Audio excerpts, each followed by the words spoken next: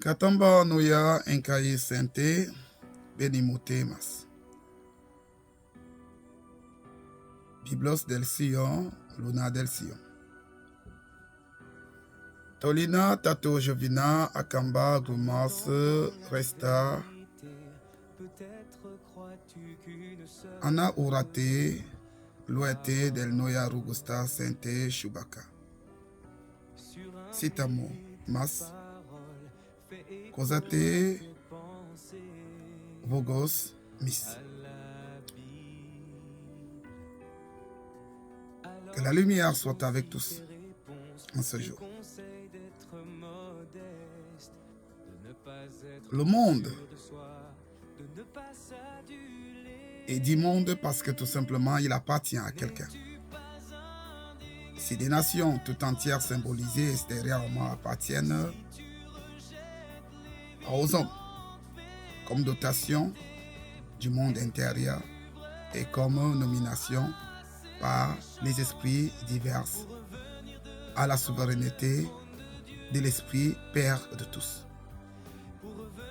Cela revient à comprendre que tout est régi et tout est orchestré par une source de lumière. C'est pourquoi c'est cette source de lumière qui a engendré ainsi toute créativité que nous sommes, à la lumière proposée ou encore manifestée. C'est ainsi cette lumière qui s'appelle la parole dans les hommes, c'est la même aussi que je suis doté par la volonté du Tout-Puissant. En ce sens que ce matin, elle me permet de communiquer ce dont j'ai de chair, en ma chair et en mon esprit de manifestation pour tous. Ainsi de me donner. Dieu n'est pas un Dieu de mort, mais c'est bien du sujet de la mort que nous allons aborder ce matin. Parce qu'au regard, et peut-être à l'oubli, de plusieurs croyants et de plusieurs adeptes d'attribution, d'appartenance à Dieu, on a souvent tendance à oublier que la vie et la mort sont indissociables, selon l'optique de regard des uns et des autres autant pour nous.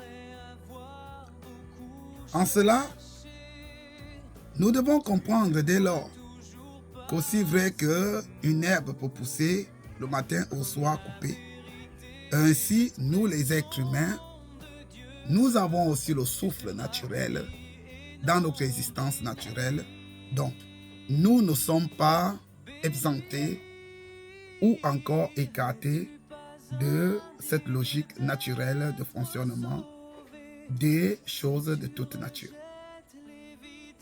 Alors, souvent nous remarquons que lorsque quelqu'un quitte l'enveloppe, surtout la parole, la source de lumière, s'en va, ceux qui restent à faire l'expérimentation de son départ, parce que lui-même il n'est plus là, ont toujours tendance à oublier que cet état de choses n'a pas été manifesté afin que les uns et les autres se retrouvent dans une position de nonchalance ou encore de mécompréhension au plan de gestion dont ils sont dans toute la création de Dieu.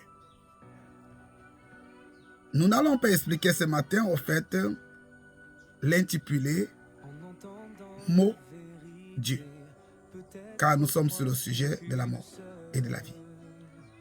Si tu vis, tu dois t'attendre aussi que cette vie-là vient de quelque part. Elle appartient à quelqu'un. Et tu jouis d'elle comme tu peux jouir du gaz, d'une bouteille de gaz achetée à une station de gaz. Simplement te rappeler que la mort est une joie dans des familles. Peine ne vaut de vouloir dire ou de vouloir faire passer cet état de choses comme un cataclysme émotionnel. Et de plus, il est souvent très facile de remarquer même que ceux qui font tous ces scénarismes sur la dépouille, comme on peut le dire, d'un disparu, surtout qui n'a pas disparu. C'est les expressions qui sont souvent aussi mal choisies. Mais qui est retourné d'où il est venu? Par la source de la parole. C'est la même qui n'avait pas pu chérir chaque seconde lorsqu'il était dans la matière. C'est toujours eux-là qui font un peu trop de bruit. Alors, je me base sur ce sujet-là ce matin pour interpeller les uns les autres à comprendre que si tu vis, tu dois te préparer aussi à retourner d'où tu as appris cette vie-là. Pour les religieux qui sont basés sur les Écritures et sur toutes sortes de formes de spiritualité invisible, doivent aussi avoir connaissance que l'homme est d'abord invisible. Et il fait une expérimentation dans le corps physique, réel et concret selon l'espace-temps terrestre. Alors cela ne doit pas être des concepts d'intelligence, mais doit être une vie de naturalisme personnel en chacun et de reconnaissance. À cela, il faut que vous compreniez que toi qui te maries, tu as enlevé une vie dans une famille où elle était. Alors le jour que Dieu récupère le souffle qui est dans cette vie-là, il ne faut pas faire semblant de croire que Dieu t'a abandonné, alors qu'il se peut même que tu n'as jamais tenu compte que Dieu est avec toi.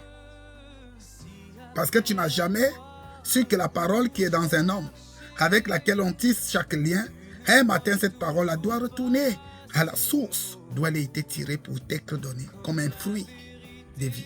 On a dit la pomme de vie, c'est la parole qui vient de ton cœur. Mais cet état de parole, la plupart ne remarquent pas que c'est elle qui est la vie. Ce n'est pas le souffle nauséant, mais c'est l'essence vitale de communication et de tout entrepreneuriat d'alliance et de reconnaissance en soi, par soi, en elle et elle en supériorité en tous. Alors si véritablement vous ne comprenez pas cela, je m'adresse aux sillonnés qui ont reçu de ma part et qui peuvent comprendre avec exactitude ce dont je dis et qui peuvent l'apprécier, qu'ils soient sillonnés extérieurs et ne faisant pas partie de ceux qui sont actifs pour le moment. Comprenez que la mort est une fête, ce n'est pas un cataclysme. La même que tu as fêté lorsque cette mort symbolique est arrivée à une famille, parce que lorsque tu es parti prendre le fils de l'autre, ou bien la fille de l'autre, tu as vécu déjà une mort en ta famille et une mort en sa famille avec elle. Pourquoi? Même si on pouvait voir vos corps, on ne pouvait cependant plus vivre les mêmes réalités dans lesquelles nous vivons. Lorsqu'on était sans être en alliance par la parole, l'un et l'autre et dans nos familles respectives. Alors, chaque chose a un début et une fin. Lorsque tu parles de la journée, tu finis de tisser toutes les alliances, de travailler comme vous dites travailler, et tu vas dormir, c'est une mort. Lorsque tu quittes ta maison pour aller au travail, où tu dis bricoler ou bien faire valoir ton temps, c'est une mort. Lorsque tu t'engages à une défense patriotique, c'est une mort. Lorsque tu deviens père ou mère, c'est une mort.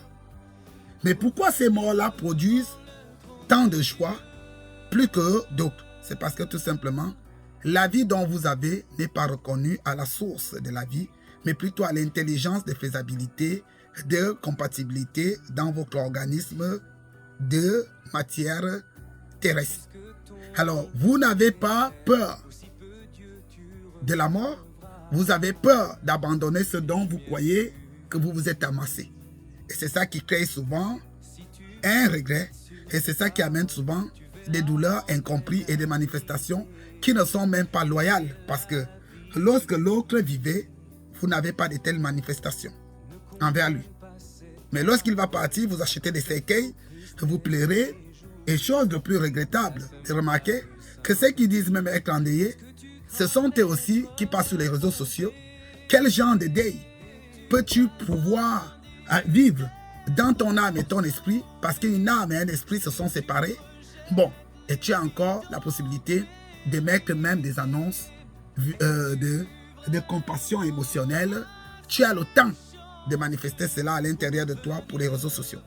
Ça montre tout simplement qu'au fait, tu cherches juste à attirer un peu plus d'attention sur toi. Tu te sers de l'autre pour attirer l'attention sur toi. C'est louable parce que c'est une fête. Et comme dans la fête, tout le monde doit informer aux uns et aux autres que voilà, aujourd'hui, il y a un gibier chez moi et ce gibier-là, on l'a abattu et tout le reste. C'est tout à fait normal. C'est pas interdit. C'est pas interdit. Ça fait partie de l'existence. C'est pas vital, mais c'est existentiel. Alors, dans cette optique et dans ces caps, plusieurs peuvent trouver ce dont je dis illogique, incompréhensible, parce que ce sont des personnes déjà mortes. Parce que tu es aussi mort dans ta façon de raisonner. Ta façon de recevoir les gens, tu es mort. Ta façon de t'engager, la chose à laquelle tu crois, fait de toi un mort. Moi, je ne crois en rien. Je crois tout simplement que l'homme a une existence révélatrice et il a une manifestation réelle dans son existence révélatrice. Alors, est-ce que c'est une croyance qui peut me permettre de m'attacher à X ou bien Y chose à long terme, à court, à moyen, à long terme? Non. C'est une existence qui me permet d'étudier la faisabilité de chaque chose. Et c'est là qui est ma vie. Pourquoi? En étudiant, ce n'est pas pour comprendre ou pour porter, c'est juste tout simplement pour me manifester, occuper un temps qui m'est donné à quelque chose. C'est pourquoi mon discours, ou bien mon plaidoyer, ou bien mon partage selon vos optiques de facteurs intellectuels, selon comment chacun peut voir ça. Ça n'a pas pour but de persuader quelqu'un, ou bien de conseiller qui que ce soit, ou bien à la limite de croire que je suis venu illuminer vos ignorances. Pas du tout. Pas du tout. Je donne ma manifestation. Si ça sert à quelqu'un, c'est bien. Si ça ne sert pas à quelqu'un, c'est pas mal. Pourquoi? Parce que ça me permet à moi de me réaliser. Je me réalise lorsque je parle. Et je prends connaissance de la vanité de chaque chose. Alors, je travaille à moi-même pour que le jour de la manifestation de cette vanité, que je sais qu'elle existe et qu'elle est propre de nous, se manifeste. Je ne sois pas en train de courir à gauche, à droite pour figurer. Mais je ferai ce que j'ai à faire parce que ça serait ça, ma manifestation, à l'heure ponctuelle. À cela, c'était Sion.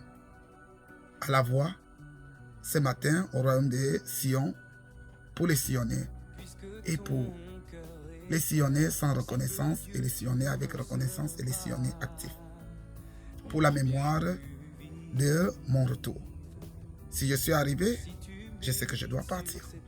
Alors ce jour-là, je mémorise toutes les choses que j'ai pu voir en mes déclarations pour que mon âme puisse ainsi porter ce manteau d'expérimentation pour la suite de ma croissance spirituelle en mon esprit, de parole, ma vie. Soyez bénis.